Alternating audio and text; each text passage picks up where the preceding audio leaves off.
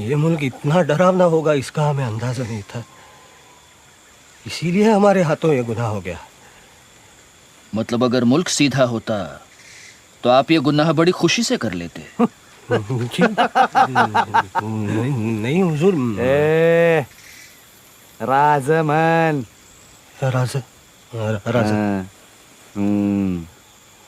राजा,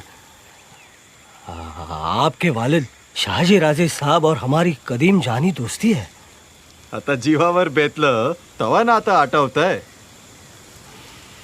भूल हो गई राजे, गलती हो गई, लेकिन हमें धर्म से जाने दीजिए। इसके बाद ये नौदिगार सूरत आपको कभी दिखाई नहीं देगी। हमारी जुबान का एतबार कीजिए राजे, इसके बाद आपके किसी भी मुल्क की तरफ हम बुरी नजर से नहीं देखेंगे।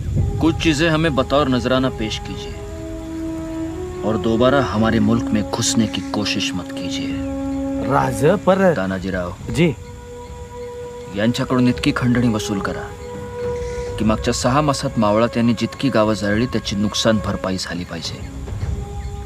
त्या खंडणीतून रयतेची आणि शेतकऱ्यांची नुकसान भरपाई झाली तरच यांना जाऊ द्या। अहो पण राज हे तानाजीराव जी, हे असं का ते आम्ही वेळ आल्यावर सांगू। वय वय जी, आप तशरीफ ले जा सकते हैं। लानत है करतलब खां, क्या कमी थी आपके पास? कुछ नहीं, लेकिन फिर भी हार कर चले आए, और वो भी सारा खजाना सिवा के आदमियों को सौंप कर। कुछ बोलते क्यों नहीं? सांप सूंघ गया है। और आप राय बागन साहिबा, आपकी जुबान तो तलवार से भी तेज चलती है ना? आप क्यों चुप हैं? आप कुछ नहीं बोलेंगी? हम कुछ बोलेंगे तो तकलीफ होगी हुजूर। हाँ, अब इस हार से ज्यादा तकलीफ और क्या हो सकती है? तो फिर सुनिए, अपनी ताकत का बेबुनियाद घमंड करोगे तो ऐसा ही होगा।